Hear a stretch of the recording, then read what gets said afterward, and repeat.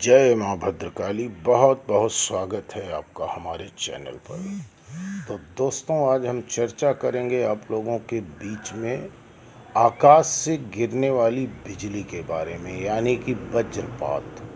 वज्रपात होना एक स्वाभाविक है, प्राकृतिक है, कोई नई बात नहीं है, लेकिन इसे दैवी प्रकोप भी माना जाता है।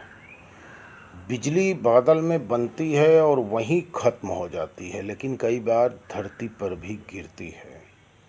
बादल में जब बिजली बन रही होती है तब ज़मीन पर मौजूद चीज़ों का इलेक्ट्रिक चार्ज बदलता है। हर सेकंड में धरती पर 50 से 100 बार बिजली गिरती है। सूर्य की सतह की तुलना में बिजली अधिक गर्म होती है। बिजली जिस रास्ते से होकर ज़मीन पर आती है वहाँ की हवा 15,000 डिग्री फ़ारेनहाइट तक गर्म हो जाती है। यह गर्मी सूरज की सतह की गर्मी से 10,000 फ़ारेनहाइट से अधिक है। अब आइए जानते हैं क्यों गिरती है बिजली और इससे बचने का क्या है तरीका।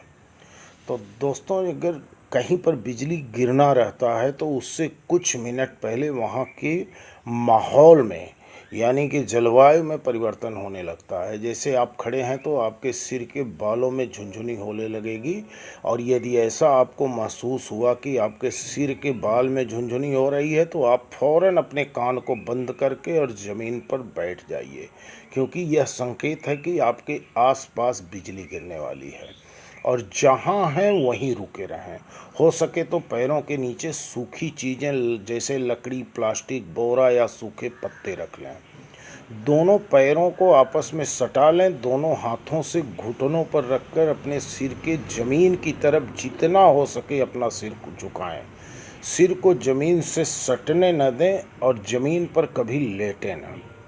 बिजली से चलने वाले उपकरणों से दूर रहें। तार वाले टेलीफोन का इस्तेमाल न करें। खिड़की, दरवाजे, बरामदे और छतों से दूर रहें।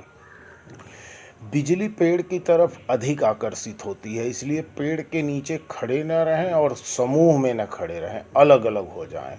घर से बाहर हैं तो धातु से बनी वस्तुओं का इस्तेमाल न करें। बाइक, बिजली के पोल या मशीन से दूर रहें।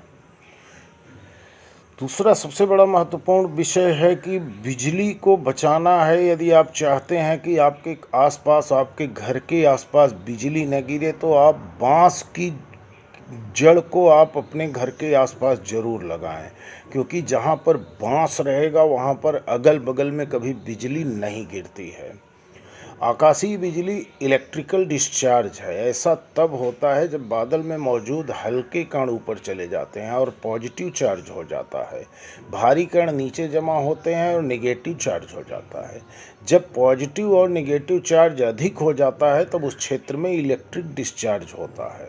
अधिकतर बिजली बादल में बनती है और वहीं ख़त्म हो जाती है, लेकिन कई बार यह धरती पर भी गिरती है। आकाशीय बिजली में लाखों अरबों वोल्ट की ऊर्जा होती है। बिजली में अत्यधिक गर्मी होने की वजह से हवा तेज और गर्म चलने लगती है। बिजली आसमान से धरती पर 3 लाख किलोमीटर प्रति घंटा की रफ्तार से गिरती है। अब सवाल है कि बिजली हमेशा ऊंची चीज़ों पर ही क्यों गिरती है। बादल में जब बिजली बन रही होती है तब ज़मीन पर मौजूद चीज़ों का इलेक्ट्रिक चार्ज बदलता है। ज़मीन का ऊपरी हिस्सा पॉजिटिव चार्ज हो जाता है और निचला हिस्सा निगेटिव चार्ज रहता है। मीनार, ऊंचे पेड़, घर या इंसान जब पॉजिटिव चार्ज हो जाते हैं तब उनके ऊपर पॉजिटिव इलेक्ट्रिसिटी निकलकर ऊपर की ओर से जाती है। इसे स्ट्रीमर कहते हैं। बादल के निचले हिस्से में मौजूद निगेटिव चार्ज स्ट्रीमर की ओर आकर्षित होता है, जिससे बिजली धरती पर गिरती है। यही कारण है कि ऊंची चीज़ों पर बिजली गिरने की संभावना अधिक रहती है।